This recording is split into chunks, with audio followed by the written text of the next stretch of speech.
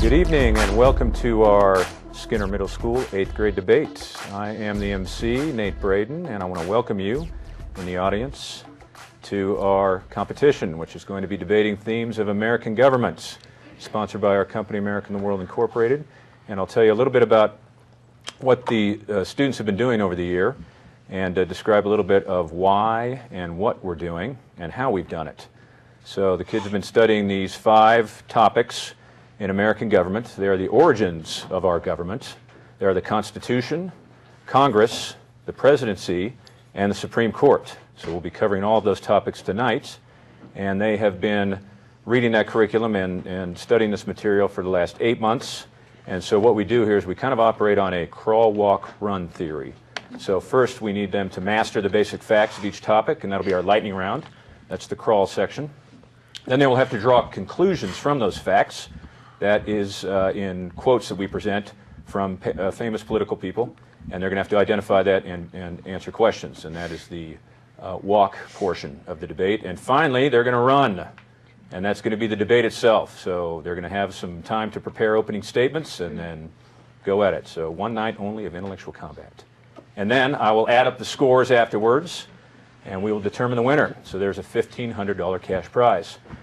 So you better hope that my math skills don't fail me, right? Because you know the old saying, there are 3 kinds of people in this world: those who can do math and those who can't. People, that's free. That's free comedy. Come on now. I don't even charge for that. Okay.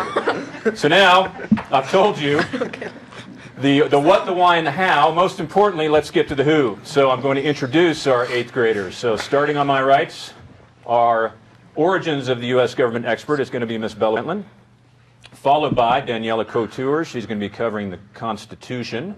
Mr. Oliver Groner is our congressional expert. Then Mr. Roman Chavez, he's going to be covering the presidency. And our cleanup hitter is going to be Joe Bleier, and he is our subject matter expert in the Supreme Court. Their competition in this corner, weighing in at... don't worry, I won't ask your weight. Okay, Miss Isla Anderson. She's going to be covering the origins of the U.S. origins of the American government. Our constitutional expert is going to be Mr. Jonathan Oakes, followed by our congressional subject matter guru. That's Isaac Fentress. The presidency will be carried by Ryan Trujillo Falcone. And finally, the cleanup hitter on the Supreme Court is Mr. Jack Arnold. Move on to our next topic, the presidency. Mr. Ryan Trujillo and Roman Chavez will be squaring off mano a mano. Ryan, are you ready for your 1-minute drill? Born ready. I'd like to hear it. Okay, 1 minute. Here we go. This article of the Constitution established the presidency. Second. Why is the executive branch called that? Because it executes the laws of Congress. Number of times the U.S. has formally declared war? 5. Last time U.S. World War II. Indispensable. Priceless. True or false, presidents elected by national popular vote? False. The only president to ever resign office? President Nixon. Define recalcitrant. Rebellious. The founders worried most about excessive power in the hands of this? Central government. Define scrutinized. Pay close attention to detail. Last president who not Truman. President 10. Served more than 2 terms? Roosevelt. The beltway referred to in the phrase inside the beltway politics? I-85 in Washington. The president is actually elected by this... Electoral College. The only president impeached in the 19th century? Andrew Johnson. The number of electoral votes available? 538.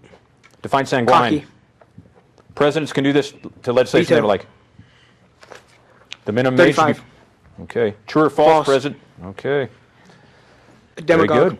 Oh, wait. So yeah, we're done. Yeah, that was our 1 minute. Never did it. Now we'll move on to our quotes. Ryan, supporting your position, we'll start this first.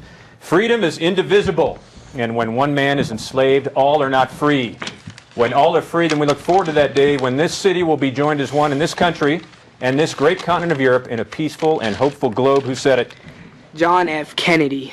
Where did he say it? He said it in Berlin. Why was his timing so important for that speech? Because Berlin was split because one side was all about communism while one side was democracy. Okay.